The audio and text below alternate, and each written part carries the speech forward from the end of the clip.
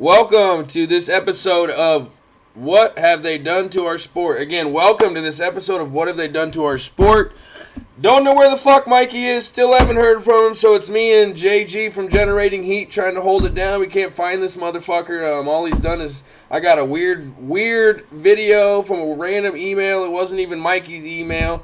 I don't know what the fuck's going on with this guy. Do you know anything, Jay? Have you heard anything from that dude or what?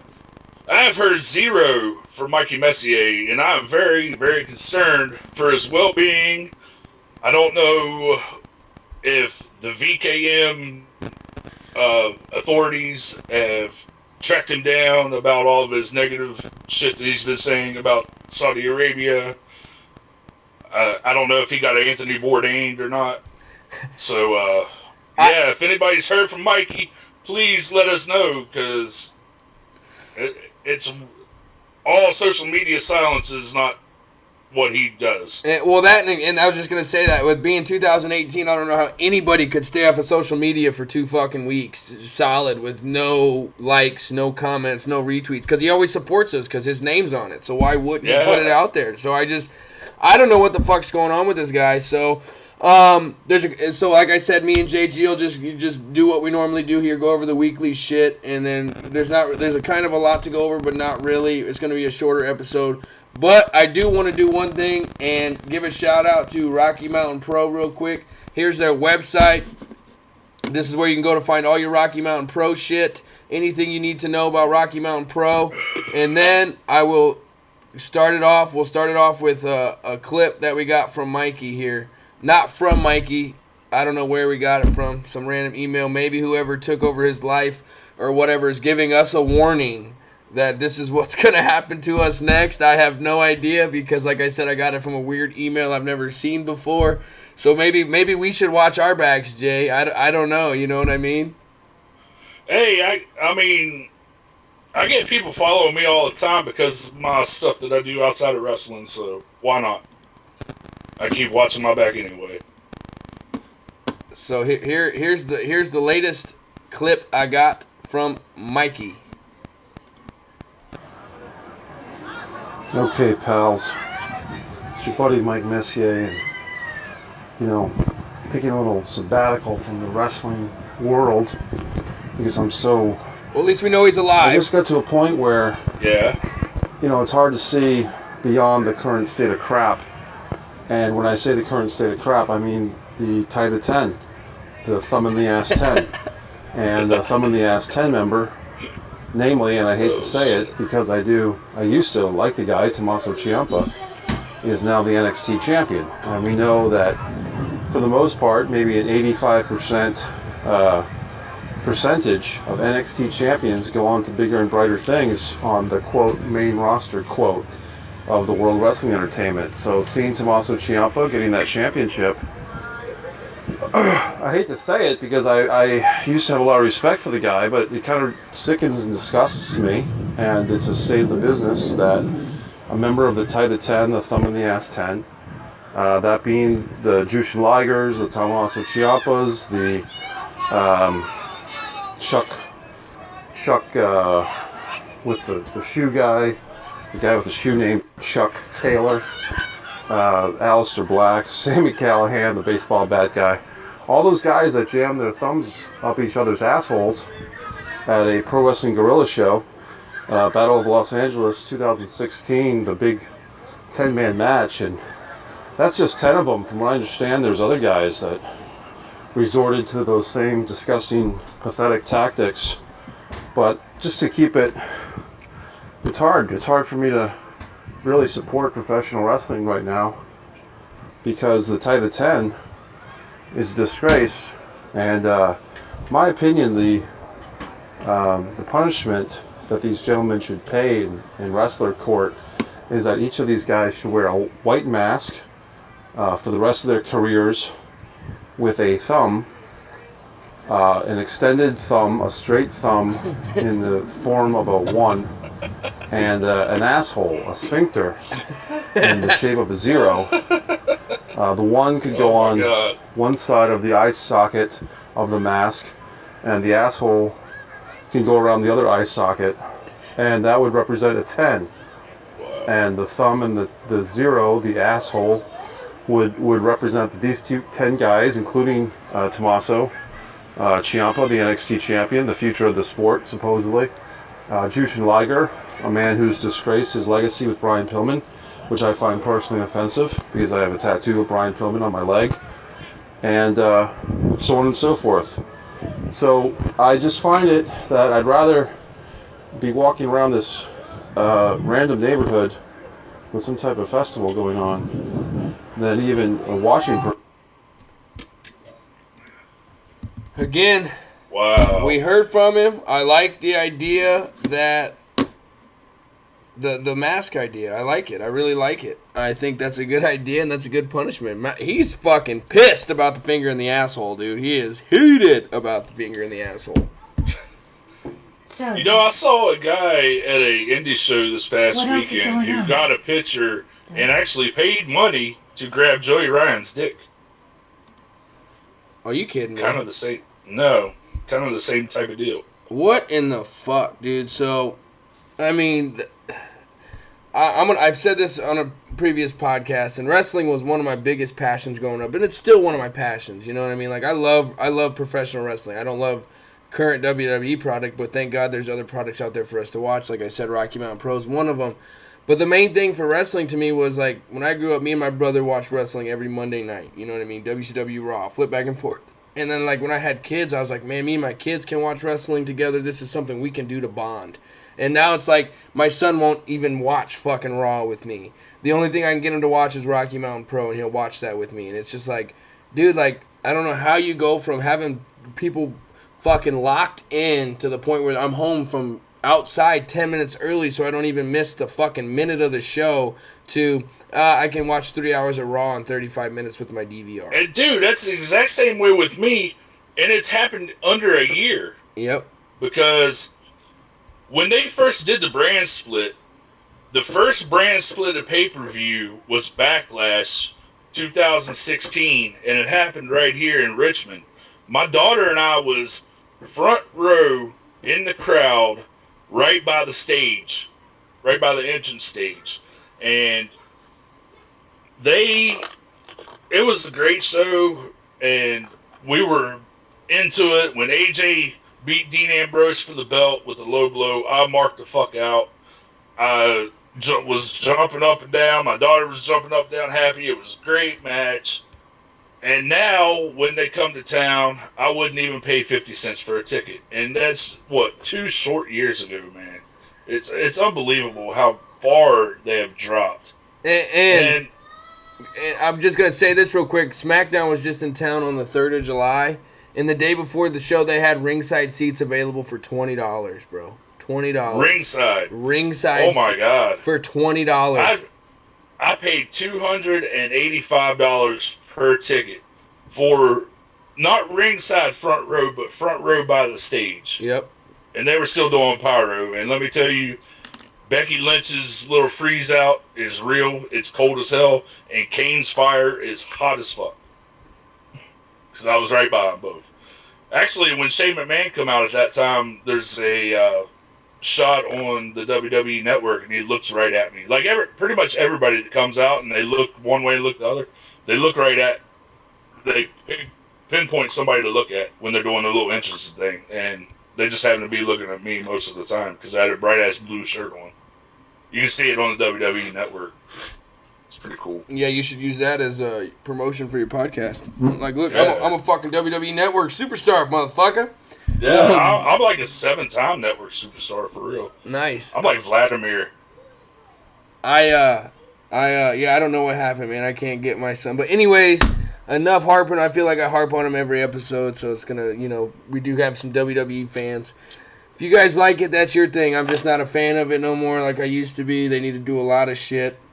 Let's get into the news, but before we do that, Mikey, get a hold of us, man. Let us know you're fucking alive. And okay, dude, I'm worried about you. I'm glad I at least see you walking around in a video, but I don't know if that video's from fucking a year ago, yesterday, last week, last month, 2 months ago. I mean, I don't know. I don't know where the fuck it's at. I need to hear from you. I miss you. I miss doing my show with you. JG misses you. Generating Heat audience misses you. It's just not the same. It's we need our Mikey here, man. We need our Mikey. So hopefully you can get a hold of us. I like miss you coming into Facebook groups and saving me from the marks. Yeah, exactly, and all that. And I miss your debates. I miss your wrestling knowledge. I still don't know. I mean, at least I got to see you on video, but I don't know if you're alive, man. I don't know if you're fucking alive. And this video could be anywhere because all he talks about is the thumb in the ass thing. So it could be anywhere from 2 years ago till now. Yeah, I don't know. I don't know, so we need to hear from you. So let us know you're okay, Mikey. I got people, the last episode we posted, people messaging me, people fucking reaching out to me, Mikey, where's Mikey? Is he okay? So we need to know, man. We need to know before we call the FBI and have them searching for you here soon. If I don't hear from you in 48 hours, I'm going to have the FBI looking for you. Yes, sir. All right, so there was 3 tragic deaths yesterday. And yeah, we'll go over them one by one. Obviously, the first one and the person I know the most out of all 3 is Lawler's son. Go ahead. What's his name? I don't want to butcher it. He was going on the Indies by his real name, Brian Lawler. In the WWE, he was Brian Christopher or Grandmaster Sexy. And when Rikishi, Scotty 2 Hotty, and Grandmaster Sexy came out, man, that was some of the most entertaining shit on the show that night. You know what I mean? And it sucks that he had the demons he had his whole life, and I heard Russo talking about it today on Getting Color with Big Vito, saying how, it's hard to live up to your father's, the pressure to live up to your father's legacy and shit like that. And then the crazy thing I heard about it, which I can only imagine how Jerry Lawler feels. I read this on the internet before Russo said it, but to know that you used to bail him out of jail every single time, and then this is the one time you don't bail him out of jail. And this is what happens. He hangs himself and ends up taking his own life. As a father, he did the right thing. He did the right thing. Like, all right, I'm going to make him grow up. But now the fact that you did that and then, this is what happens. How do you feel about that? How do you sleep with yourself at night? How do you go to bed knowing that if I bailed him out, this wouldn't have happened? But then at the same time, you're telling yourself, I have to do this because he keeps getting in trouble. He keeps making the same mistake over and over again, and I can't always be there for him. Well, I would like for Jerry Lawler to hear what I'm about to say as a recovered. I say recovered. A lot of people say recovering. But I feel like I'm fully recovered because I don't do that NA bullshit and all that stuff. A recovered addict. I was very high on pain pills and all that junk. And before my kids came around, pretty much anything that you throw in front of me. I have a rap sheet longer than probably anybody else that is listening to this podcast combined. I've been to prison. I've seen a lot of things. And I was in Brian Lawler's shoes a lot, where my parents had the means to get me out. Sometimes they did, sometimes they didn't. Well, the times that they didn't, I found programs in jail to help me stay clean on the streets. And, a lot of times it didn't last that long. But finally, when I got locked up and I missed the birth of my first kid, that's what really cleaned me up. Because nobody would bail me out even to see that, to be there for that. So Jerry, if you're listening to this, I feel that you did the right thing. Whether you left him in there and what happened, it is what it is. You can't beat yourself up over it. You can mourn and all that stuff. But just know that if you had bailed him out, it would have been the same outcome. More than likely. So the fact that you left him in there, you was at least giving him a chance to get the help that he needed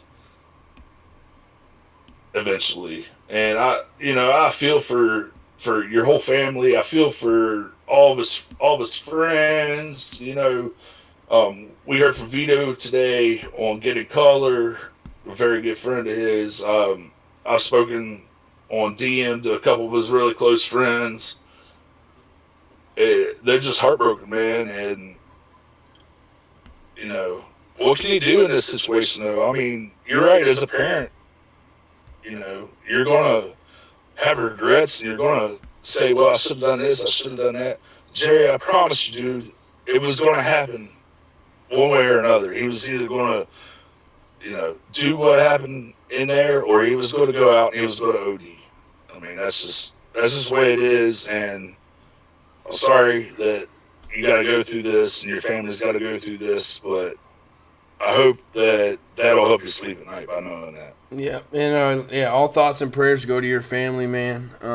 I couldn't imagine ever having to put my son down and outliving my kids. I could never imagine that. I don't even know what you're feeling, man, and just know that your son was very entertaining, and he, I will never forget what him, Rikishi, and Scotty 2 Hotty did every Monday night on Raw when I would watch, and just know at least there's that. I mean, I know that's not really anything considering that he's not here anymore, but he had an impact on other people's lives, and that's all any of us could root or hope for, you know what I mean? So at least there's that. And you did the right thing as a parent. I mean, there's no other way to say it. You can only do so much for them to.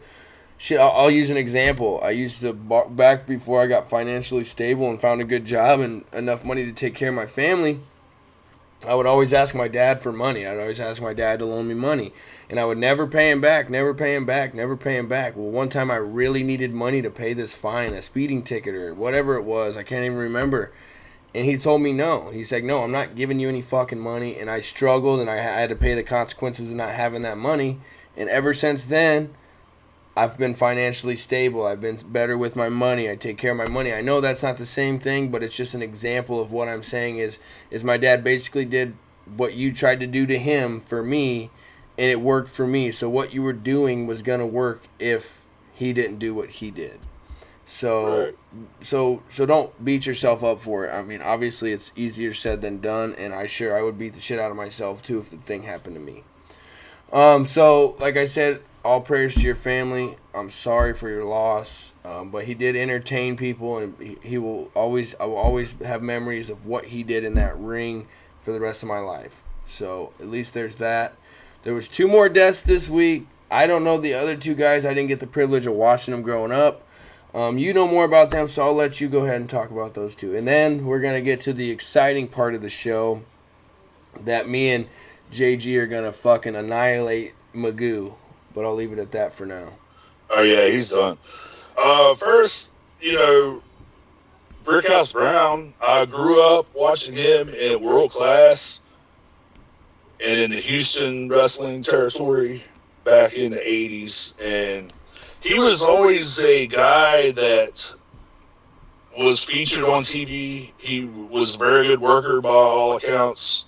I was pretty young back then, so I don't remember a whole lot about him, but I do remember just about every week on TV, he was on TV. World Class was on ESPN at the time, 4 o'clock or after school every single day. So he was there all the time. I got to know him. I know that he had a nice feud with some guys like the Junkyard Dog and the Von Erich brothers, Michael P.S. Hayes, who else? Booker T and Stevie Ray. When they came in, he kind of helped get them over as the Ebony Express. And Shawn Michaels, let's see, yeah, he just had a lot of great in-ring work. He was a great in-ring worker that helped get guys over, and it's really sad that once World Class shut down, that's pretty much the last you heard of him. Because I feel that he was kind of in his prime during that time.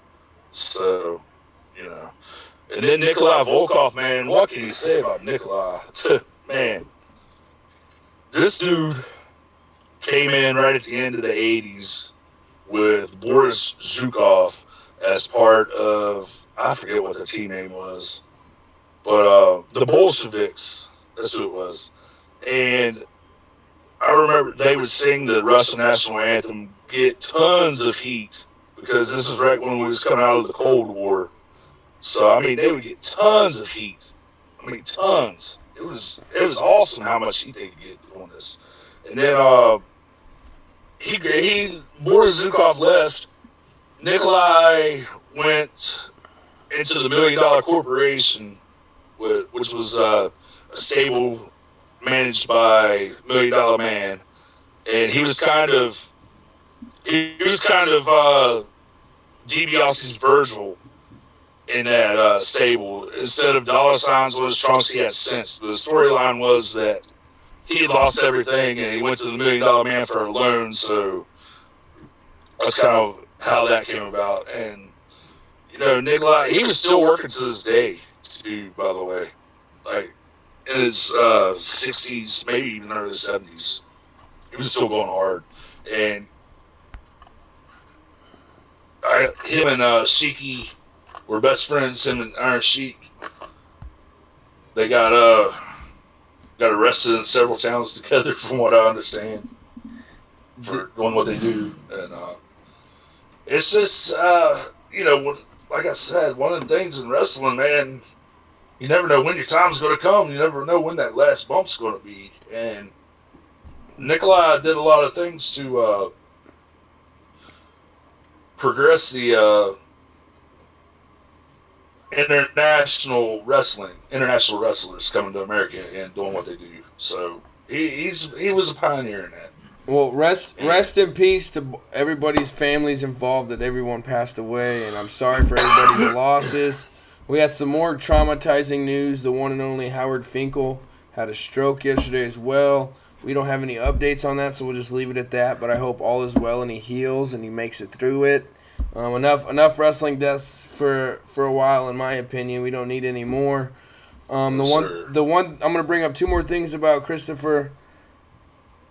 Brian Christopher, Brian Lawler. I apologize. Two things. Do you think CTE had anything to do with him committing suicide? Or do you think that could have played a role in it? Or do you think it was mostly just the addictions and he didn't want to be in jail? You could probably lump it all into one thing. He came along in the Attitude Era. He was part of the hardcore division for a while. Took a lot of chair shots to the head. I mean, we can't discount it at all. And you can't discount the fact that all that probably helped the addictions. Yeah. So I think it's all one intertwined web. Did you see New Jack's tweets from yesterday? I had heard about him. I'll read them to you here real quick. I got them pulled up because I replied to him. I'm not going to lie. I tried to get him on the podcast because let me break that side of the story. You know what I mean? Not to be a dick. I still feel, but fuck, I'm out here trying to do my thing. So it says, fuck Brian Christopher, fuck Jerry Lawler, and fuck every one of you fans who like those two cocksuckers. I don't give a fuck about none of you motherfuckers.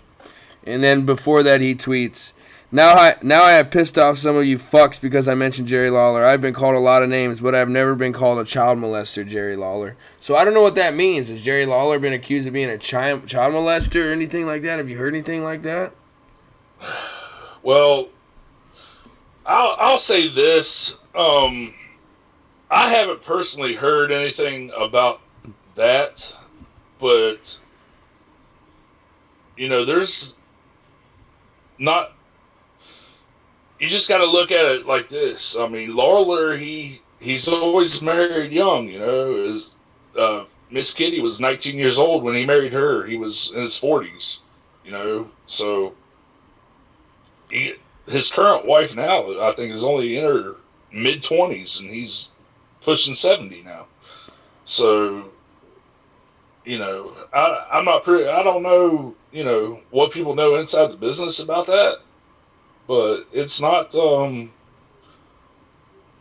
there is something that strained their relationship, because you can tell even back in the Attitude Era when they were on TV, it was never discussed that was Jerry Lawler's son. It was just, poked at every once in a while, but it just seems like they never had the relationship that a father and son should, that are in the same profession, so. And then New Jack made this tweet, and then he deleted it because I can't find it, but I'm going to paraphrase. This is basically what he said. He said, Now that he's gone, Jerry, why don't you go kill yourself? Yeah, And then there's one more I want to read real quick that says, Sabu, we dodged the bullet again. I don't know what that means either. Sabu did the same type of thing. He made a big Facebook post, kind of the same type of references that New Jack made in his tweets. So I guess they, I don't know if they're working, because they're both working heel now, everywhere that they are. I don't know if this is a work or if they're shooting or what. I don't think you're this is a work, bro. You don't go that far into a work. This is New Jack that we're talking about, you know. Yeah, that's true. Man, some of these comments, man, like there's just...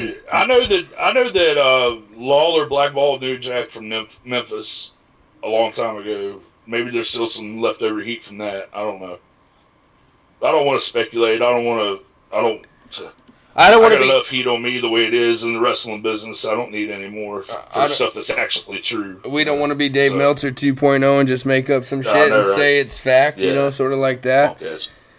So with that segue, I will say this, New Jack, I don't know your story. I don't know what your beef is. I would love to get you on here and find out. I'm going to keep trying, and people can get mad at me, and I can get heat for wanting to get him on here. But no, I'm sure I'm not the only person reaching out to him to get his fucking side of the story and where that's coming from. So you can hate on me all you want. I'm just out here trying to make a name for myself, help JG get generating heat over, help Mikey if we can ever fucking find him if he's alive, help him get Mikey's name out there, and that's an interview that would make that happen. So I'm gonna pursue it. I have no loyalty towards Jerry Lawler and no loyalty towards New Jack. I feel sorry for Jerry Lawler because what happened to his son, and I'll reiterate that over and over again. But if I have an opportunity to interview this guy who just went on this fucking crazy rant, said some off the wall shit that I don't even know you would say, you know, on social media, I'm going to try and get his side of the story, and I'm going to keep pursuing it. So hate on me all you fucking want. I don't really care. I'm just trying to make a name for myself. That's the point of this. That's why I put in 40 hours on top of my 40-hour work week to make this fucking happen. So I'm going to keep doing it. Anyways, that leads me to Dave Meltzer. I won't say too much because I know this is your cup of tea, and I'm going to let you shred him because you were involved with it more than I was today. But Dave Meltzer is the biggest piece of shit I know when it comes to wrestling, wrestling journalists, wrestling dirt sheet writers. He's the worst there is by far.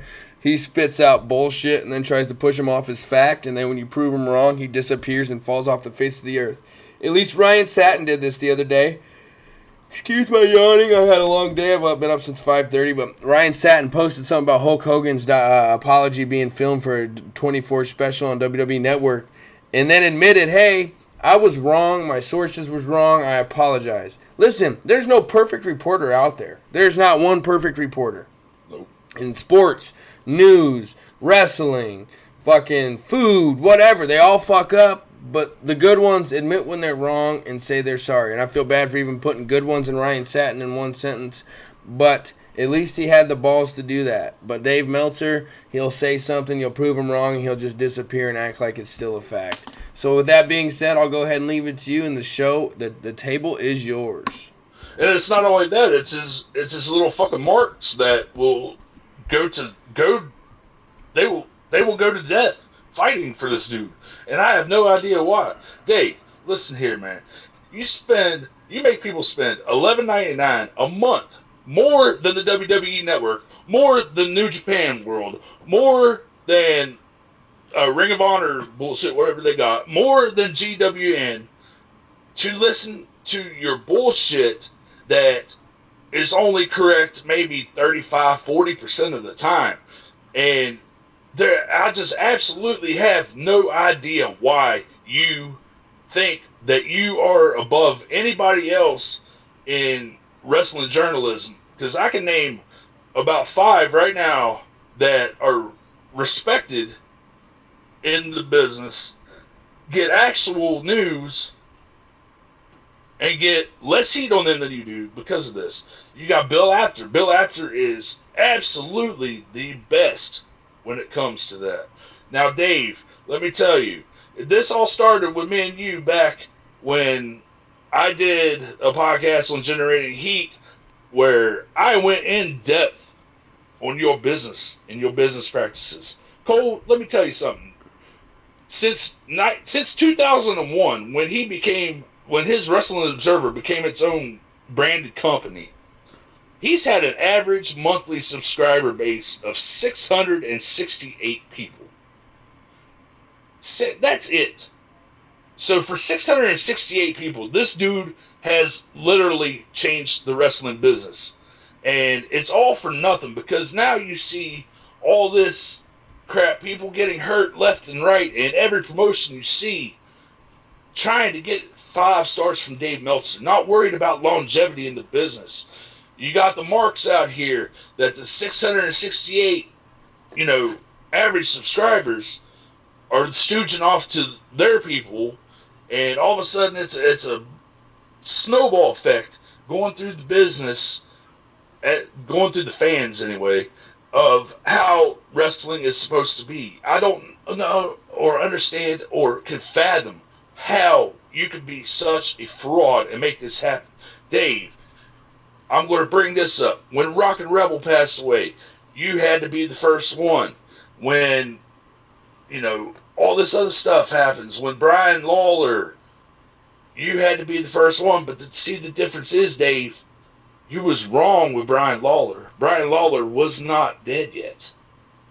What happened was somebody called you out on that and said Brian Lawler is still alive. And what did you say?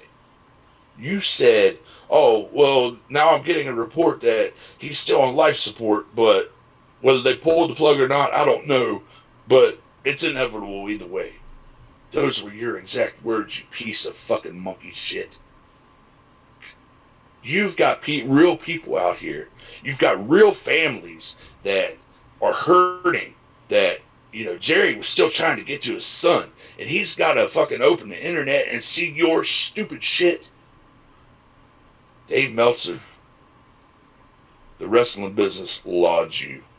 The people in the wrestling business laud you. The ones that bring you on their podcasts only do so that they can get your people listening to their show for that particular day. The people that you get your information from are stooging you. They are doing it, and they are working the fuck out of you, and you are too blind to see it. The Young Bucks, your best friends in the wrestling business, they're working you, bro. They put your face on a pair of tights because they want star rankings. They want star rankings. They want your people to be idolizing them and to be jerking off to all their matches the way that you do. You petulant little 58-year-old fucking child. You make me sick, Dave Meltzer. I don't know you personally, but I can tell what kind of character you are, and I can tell what kind of man you are. You are a piece of shit. And as far as I'm concerned, if that would have been you in that jail cell, we would have had a fucking party. That's all I got. Fuck you, Meltzer. Yeah, I mean, I pretty much feel the same way, man. You're out here breaking fake news and shit, and just to get clicks and to get your subscribers up to 700. Like you said, I don't know why people pay money for it. He's been proved wrong more than right every single fucking day on Twitter. And then the dude got fucking trolled by a fake disco account and thought it was the real Disco Inferno, and then tried to bash Russo while doing it, and it was a fake fucking disco account. Why is Russo's name always in your fucking mouth? For one, that's another thing. Especially when that's a K100 parody account. Yeah, I don't. Which we all kind of get lumped in the same group, the K100s and the Russo brand. But get your sources right, Dave. Disco Master PP is a K100 parody. Well, that and I listen to 83 Weeks. It's one of my favorite shows out there. Bischoff blew me off, so fuck that. He was supposed to come on my podcast because I'm the one who gave him the idea for the fucking tattoos, and I'm still haven't heard nothing from him. But whatever, it is what it is. He's a busy guy. If he can go make a couple thousand somewhere else, he ain't gonna come on my podcast for free. So I understand that. Whatever, no heat. I still have his phone number. I'll fucking keep reaching out to him until the day I die. But if Bischoff, the guy who ran WCW, is telling all these people that you had people giving you false information just so you would type it, and you typed it anyway, I'm going to believe him over you. And you Exactly. and you saying, you and Vince McMahon used to have a relationship and you used to talk to Vince McMahon. I don't believe that for a second, bro. I don't think Vince McMahon would spend a minute telling you anything of what's going on in the wrestling business. I don't understand why or how you make money. Don't get me wrong, I'm a little jealous. I wish I could charge people $11.95 to sit on here and spew bullshit and then have them keep coming back for more. Don't get me wrong. Bro, I'm gonna send you the link to that podcast I did, and the numbers are just like, it's all fact checked, it's all referenced. Like, I put all the references that I used in there, and it's just mind blowing. Mind blowing. I'm actually going to redo that podcast one more time because my co-host at that time, it sounded like he was, banging a goat and drinking moonshine at the same time that we were doing this podcast with his little southern drawl. So I'd like to redo. Me and Mikey kind of redid it, but we did a recap. But I want to dig back into the numbers just to show everybody that it's crazy. But I'll send you the link to the original one. All right, cool, man. And you can check it out, man. Looking forward to that. Yeah. So again, it's a short week. There's rumor Hogan's going to be on Raw tonight. Maybe he is, maybe he's not. I'll probably fast forward, and if I see his music, that'll be the only segment I watch. Because let's be honest, yeah, Hogan fucked up, but you can't have wrestling without Hulk Hogan. So that's just the way it is. That's the way it is, and so... Hey, and I want to give props to Titus O'Neil for going on. He went on to Sirius Busted Open this past week, and he cleared the air about what has been misrepresented about him in the dirt sheets and what actually happened when Hogan was there. So, yeah, I want to give props to Titus for that. He said, you got to listen to that. Check it out on YouTube, Busted Open Radio. It's an interview with Titus O'Neil. It's Titus, Mark Henry, David LaGreca. It's a really great interview. Titus is, like we said last time we was on the show, Titus is a great dude outside of the business, and he really articulated himself well and explained himself well in this. So breaking news here, I messaged New Jack while we were in the middle of this podcast on Facebook. I was like, hey, how's it going? I was wondering what I would have to do to get you on my podcast. And his reply was, not interested, but thanks. Oh, hey, at least you got a reply. And all I said was, all good, man. It was worth the shot to ask you. Yeah. At least you got a reply. A lot of them won't even reply. So. Yeah, it's all good. So, hey, like I said, now that ship sailed, so I won't talk about it no more. But fucking, I tried, you know what I mean? And he replied to me like he said. But let's switch gears a little bit because we kind of did this last week. We're going to keep this episode a little short. We got a couple more minutes. We're going to talk some football for a second. Sam Darnold finally in camp for the Jets. It was a 3-day holdout because his agent's a piece of shit, but we finally got him in camp today. We got the Hall of Fame game on Thursday night, so we got football on Thursday night. I don't care if it's the fucking preseason or not. There's going to be pads fucking popping on Thursday night. Hey, I wanted to ask you, I saw that story you posted earlier about Scott Frost's house getting broken into.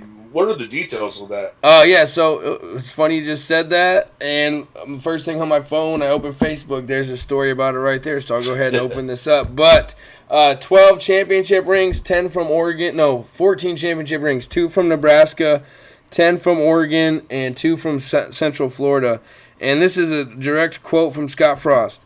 The incident that occurred at our home is obviously very disappointing and discouraging. All of our belongings were gone through, and it will take some time to determine exactly what is missing and the value of those items.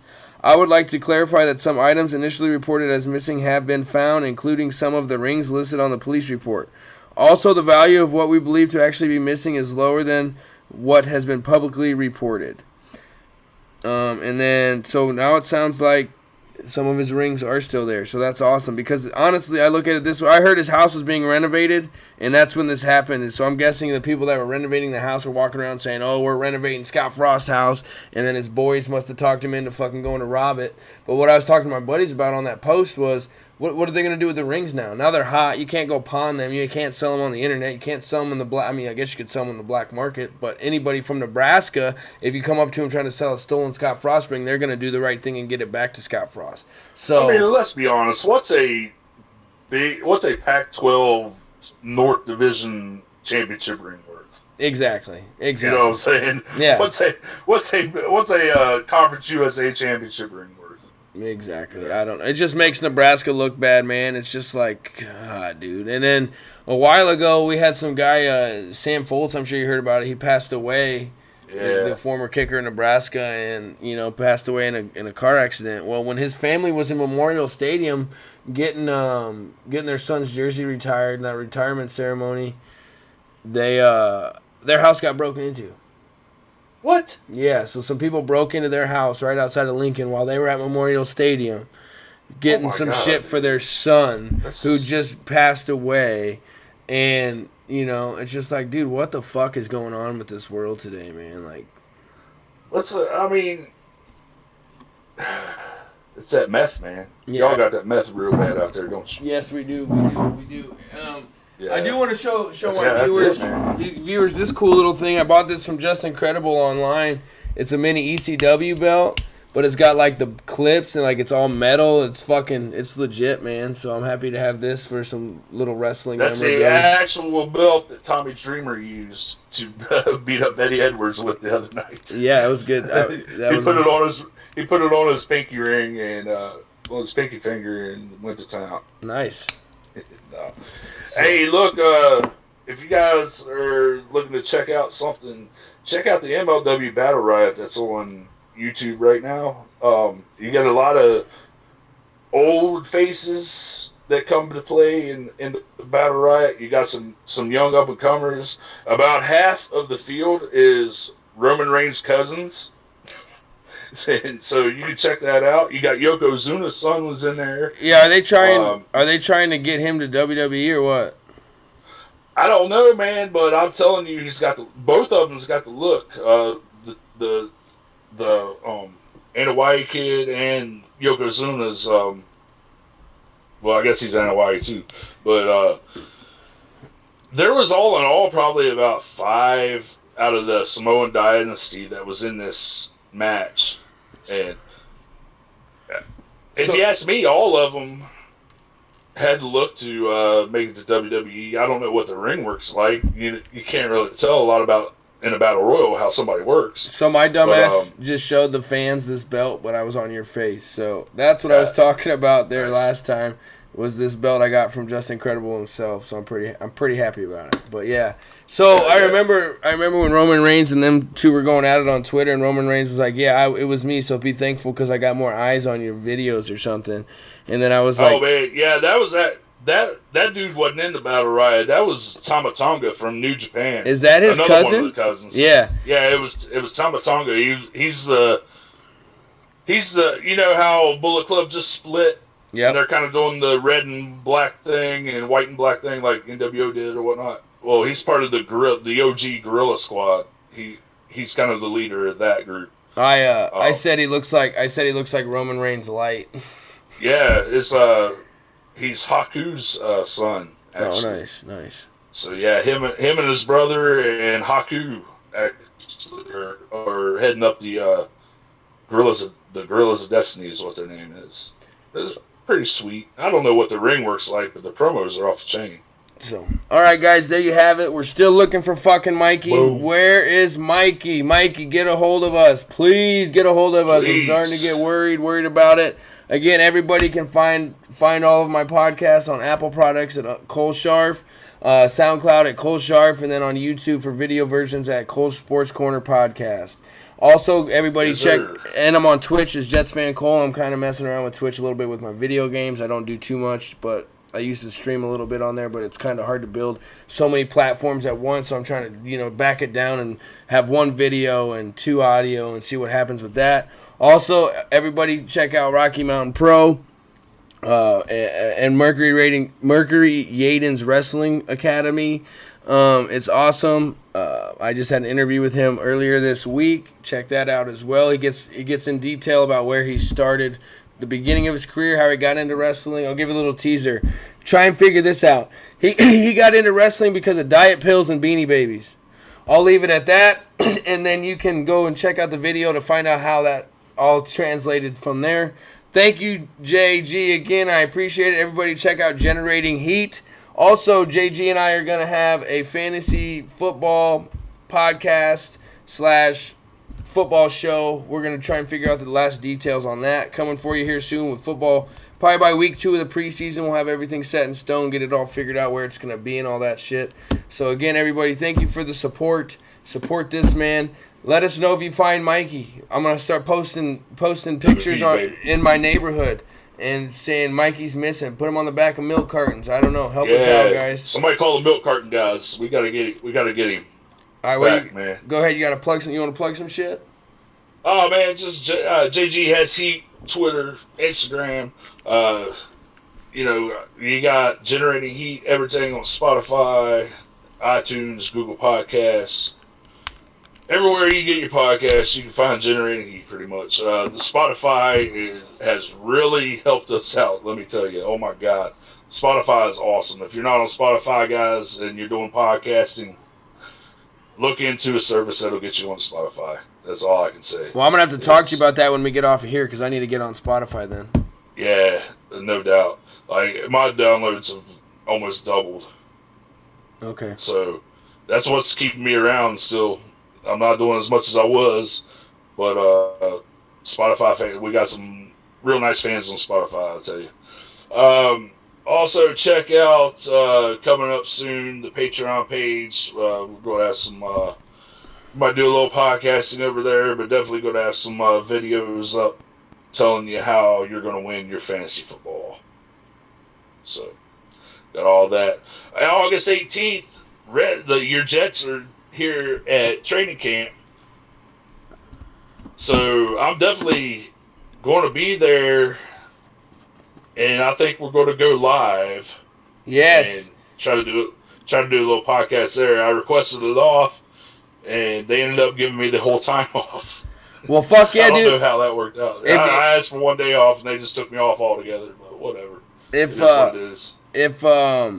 If you can do that shit, dude, and let me holler at the Jets fans from your phone or let Jets players from your phone, that would be the fucking most amazing thing in the world, dude. Maybe because Quincy Enunwa, he's a Jet, man. He used to play for Nebraska, so he's like one of my favorite Jets, obviously. But either way, man, and it's like New York's kind of like Lincoln East right now. You guys got 5 or 6 different. Yeah, we got long alumni on there, I think. Yes, sir, we do. I love it. So, go Big Red, go Jets. Be on the lookout for our fantasy football podcast. We'll have more details on that later. Support us. Put the word out there. Subscribe, review, rate, especially on Apple. That's huge on Apple. And hopefully I'll be on Spotify here soon. I'm going to figure that out next. Thank you, JG, again, for filling in for Mikey. Mikey, get a hold of us, man. HTTR, baby. HTTR. Hail to the Redskins. Yeah, come on now. How do you feel about Alex Smith, real quick? I think we made a bad investment. Me too. To be honest. But we made a bad investment. Hopefully he can just manage us to the playoffs. Shaquem Griffin, the one-handed linebacker, I just watched a clip of him picking off Russell Wilson. So that's good for that dude. I think he's going to make it in the pros. Another Scott Frost. The thing with Alex Smith, man, or that whole quarterback situation that we had this summer, I mean, Kirk Cousins was at a price range that he's not worth. He's a great quarterback, but he's not elite. So, Alex Smith came available. We had to pick him up. We had to do what we had to do. Hopefully, he'll be a nice patch for a year. Well, here you go. Alex Smith he's a game manager. So yeah. But we got Juice from LSU to be running back. Him, Sanjay Perrine, and Chris Thompson is going to be our backfield. So, yep. Hopefully that's enough to carry us for a while. All right, fellas and ladies, thank you for listening. Support us. Like I said, check out all of our content on all of our pages. I mean, it's a 40-hour work week. You can listen to fucking some hour-long podcasts to get you through the day. I mean, I know I do. So if there wasn't podcasts, my work day would suck. I don't know how people worked back in the day. Check us out. We appreciate it. We're growing every day. Like I said, we got some more shit in the works. Not only will I have a fantasy football podcast with JG, hopefully, me and my buddy Anthony, who's the co-host of the Sports Corner podcast, will have a weekly NFL review of the games that'll be completely different than the fantasy football podcast. So, more shit's coming, getting some big guests. Got some more guests lined up. I can't really say more because, as I said earlier, some of them flake, some of them don't give you a set time, and I hate false advertising because it makes you look stupid. So, thank you. Thank you for the support. We will be back next week at the same time. Thank you.